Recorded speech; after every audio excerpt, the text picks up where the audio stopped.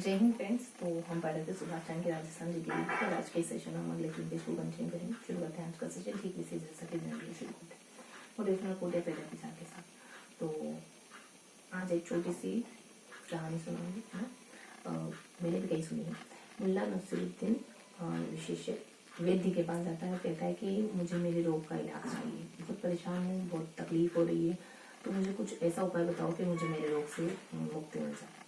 तो वैद्य कहता है कि ऐसा करो कि तुम दिन में ना सिर्फ 2 सिगरेट पियो और शराब सप्ताह में 1 बार पिया करो, ठीक है। ऐसा ही करता है मुल्ला नसीरुद्दीन। और जब महीने बाद आता है ना, तब पहले तो फिर भी कंडीशन ठीक थी, अब जब महीने बाद आया तो उसके बेटे उसको उठा कर लेके आए, ठीक है। अपने पाँव में चल भी नहीं पा रहा है और कहा कि वेद जी तुमने कैसा उपाय बता दिया, इससे पहले तो मेरी कंडीशन और ठीक थी और भी ठीक थी, लेकिन अब मेरी कंडीशन और बिगड़ती जा रही है और बद से बदतर होती जा रही है, और तो कुछ बेहतर उपाय बताइए। तो उन्होंने कहा कि ऐसा कैसे हो सकता है यार, ये जहां तक मेरा मानना था ये उपाय तुम पर असर कर जाता, ये उपाय तुम पर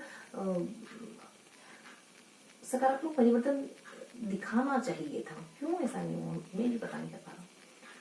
तो मुल्ला नसीरुद्दीन कहता है कि वेद जी शराब तो फिर भी ठीक है, लेकिन आपके 2 सिगरेट मेरी जान लिए जा रही है, खांस के मर जाता हूँ, ठीक है। एक्चुअली बात ये है कि मुल्ला नसीरुद्दीन ने कभी ना तो शराब पी थी और ना ही सिगरेट का सेवन करा था, है ना। और वेद जी ने ये अज्यूम करा कि ये शायद शराब सिगरेट पीता है और इस वजह से थोड़ा उसको कम करने की सलाह देती।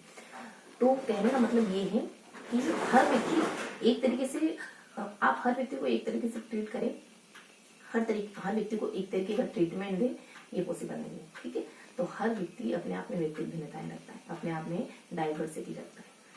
आप दूसरों को देख के कभी भी कॉपी करने की कोशिश ना करें, आप अपने आप में नहीं, हर एक व्यक्ति अपने आप में कुछ यूनिकनेस रखता है ना। दूसरों को कॉपी करेंगे तो आप उसका कॉपी वर्जन होंगे, तो वो आपको क्यों देखेंगे, भला उस ओरिजिनल वर्जन को क्यों ना देखें, है ना।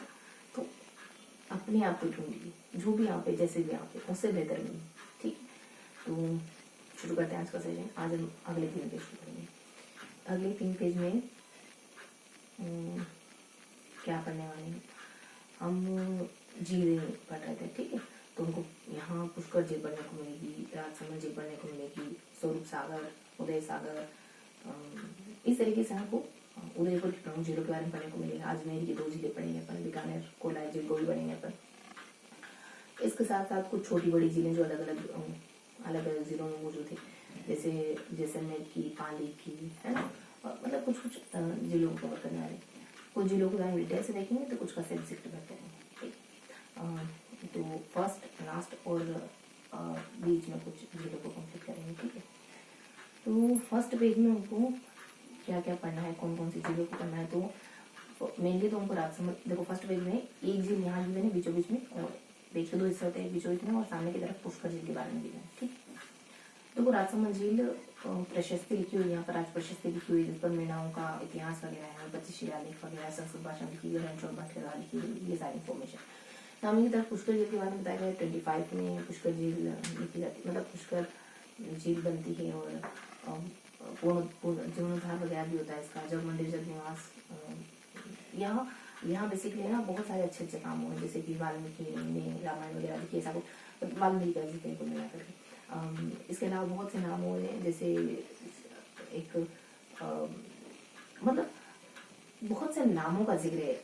एक बार वाल्मीकि का है, एक बार वो गुरु गोविंद शायद, और एक महिला का भी है कोई, मतलब बहुत सारे नाम दिए हैं, नामों से आप ध्यान रख सकते हैं।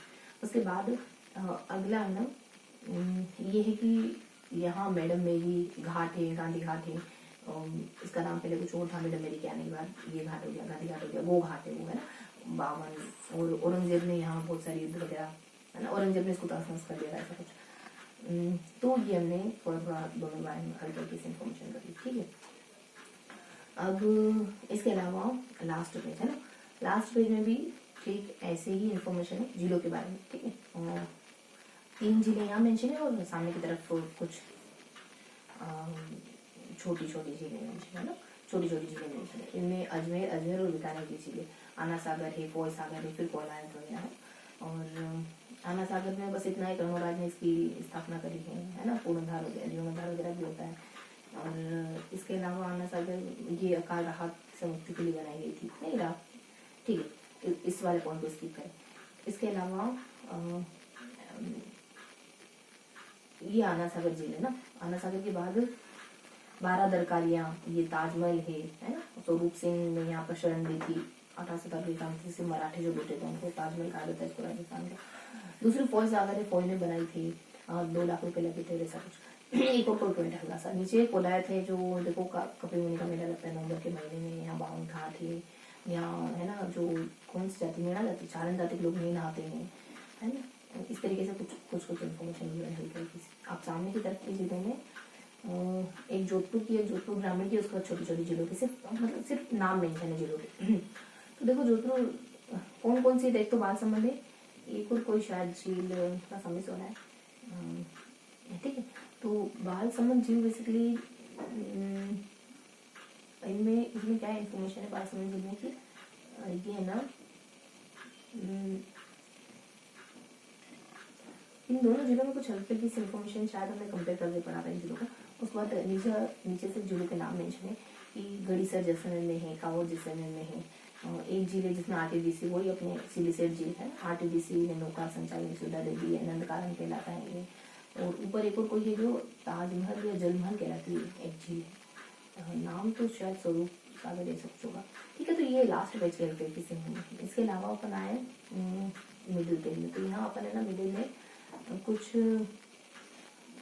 एक तो पिछोला झील के बारे में पढ़ते, ठीक है। और फिर यहाँ उदय सागर और स्वरूप सागर से पिछोला झील जानते हो, ये बेसिकली और 25 के अराउंड में थी, दीपदान की परंपरा अर्जुन पुष्कर में, ऐसे याद रखना। और पिछोला झील बेसिकली ये है कि कब बनती है, और एक चिड़ी मारने और उसके पीछे किन्वदती वगैरह, जग मंदिर जगनिवास, दो क्या है यहाँ पे, 2 घाट है, 2 मतलब 2 मंदिर है। जगनिवास में तो ये है कि यहाँ पे महाराणा प्रताप और इन दोनों का मिलन हुआ था, और बड़ी पगड़ी वगैरह रखी हुई है, यहाँ पे कौन सा महल वगैरह बना हुआ है, ठीक है, ये सारी इन्फॉर्मेशन है। इसके अलावा जग मंदिर में कि जग मंदिर जो है वो ये कहलाता है शायद राजस्थान का ताजमहल, ये कहलाता है, या स्वरूप सिंह ने मराठों को मदद दी थी, ऐसा कुछ, ऐसी कुछ इन्फॉर्मेशन है, ठीक है। और सामने की तरफ 2 और जिले हैं जिसमें अपन शायद स्वरूप और उदय सागर है, नीचे स्वरूप है और ऊपर कुछ, ठीक। ये यहाँ की मैंने झीलें मेंशन करी, सामने की झील पिछोला झील हमने अभी डिस्कस करी। अब सामने की तरफ कुछ छोटी छोटी झीलें हैं, एक एक पॉइंट ज़्यादा नहीं है, जोड़ने का काम करती है, ये 2 जिलों को जोड़ने का काम करती है, पहले झील की बात करें। और फतेह सागर ने जिलों को जोड़ने का काम शुरू करा था, इसका निर्माण कर्ण सिंह वगैरह ने करवाया था, है ना। दूसरी वाली झीलें जो इसका निर्माण जिसने करवाया, और एक थीम होती है बेसिकली जिसको पकड़ करके अपन याद करते हैं, ऊपर में तो ये कि जोड़ने का काम करती है, नीचे थीम ये है कि है ना, ये कोई थीम हमने ध्यान रखी, ठीक है। और उसके बाद छोटी छोटी जिले मेंशन थी कि यहाँ ये एक में पहला पवन ऊर्जा संयंत्र है, इस तरीके से कुछ, ठीक है। तो ये था उसका सेशन जिसमें हमने 3 पेज पर डिस्कस करा। फर्स्ट और लास्ट पेज मिलता जुलता है, और बीच वाले पेज में अपन पिछोला झील को और इसके सामने छोटी छोटी झीलों को पढ़ते हैं, ठीक है। तो ये था उसका पूरा सेशन। कुछ एमसीक्यू डिस्कस करेंगे, मैंने लिखा कुछ नहीं है, मैं थोड़ा थोड़ा लिख देती हूँ, क्योंकि मैंने कहा ना कि हम बिल्कुल वैसे ही पढ़ रहे हैं जैसा कि हम याद करते हैं। एक और चैनल में बहुत जल्द शुरू करूँगी, शुरू तो कर रखा है, वीडियो अपलोड भी करती हूँ, लेकिन आप तक नहीं पहुँच पाते, है ना।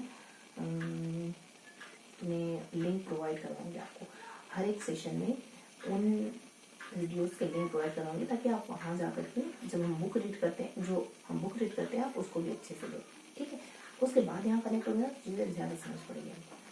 तो हमने क्या क्या पढ़ा, हम पेज नंबर 69 पढ़ते हैं, पेज नंबर 70 पढ़ते हैं, पेज नंबर 71 पढ़ते हैं, ठीक है। तो यहाँ मैं पेज का फॉर्मेट बनाऊंगी सिर्फ, ठीक है, ठीक है। यहाँ अगर अपन देखें तो यहाँ हमने राजसिंह झील को पढ़ा, सामने की तरफ हमने पुष्कर झील को पढ़ा, सामने की तरफ हमने पूरा पुष्कर झील को पढ़ा। कुछ फैक्ट भी हैं, छोटे छोटे फैक्ट हैं, कहीं जैसे यहाँ 2-3-4 फैक्ट हैं, बहुत ज़्यादा मायने नहीं है, फिर यहाँ जाते हैं और यहाँ जाते हैं। यहाँ का फॉर्मेट लगभग यहाँ पे भी, यहाँ अपन 3 झीलों को पढ़ते हैं, ठीक है, 3 झीलों को पढ़ते हैं। यहाँ दो जिले थोड़ा सा डिटेल से देखते हैं, बाकी छोटी छोटी 4-5 जिलों को पढ़ते हैं। यहाँ हम एक अपनी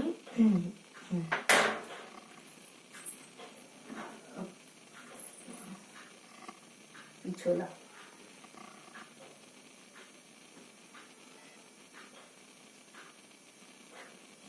पिछोला जी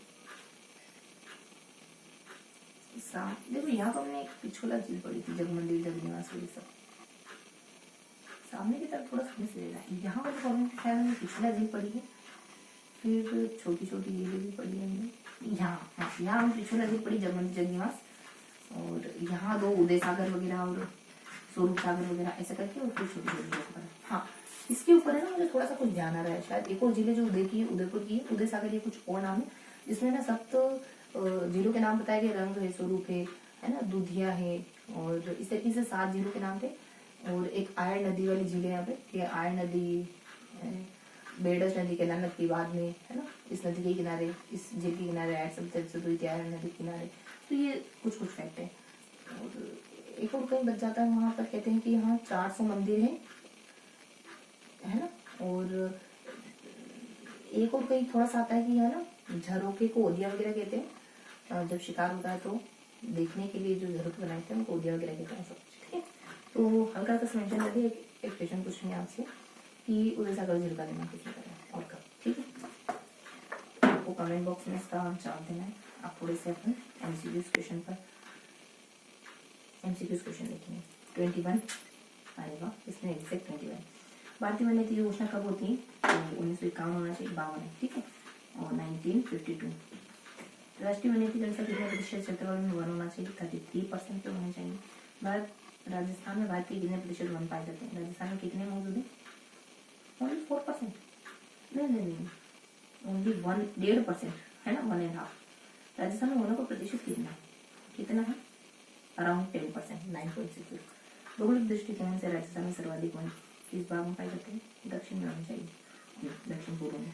राजस्थान के किस जिले में सर्वाधिक वन है? उदयपुर, जानते हैं पर अच्छे से। राजस्थान के किस जिले में सबसे कम वन पाए जाते हैं? चूरू।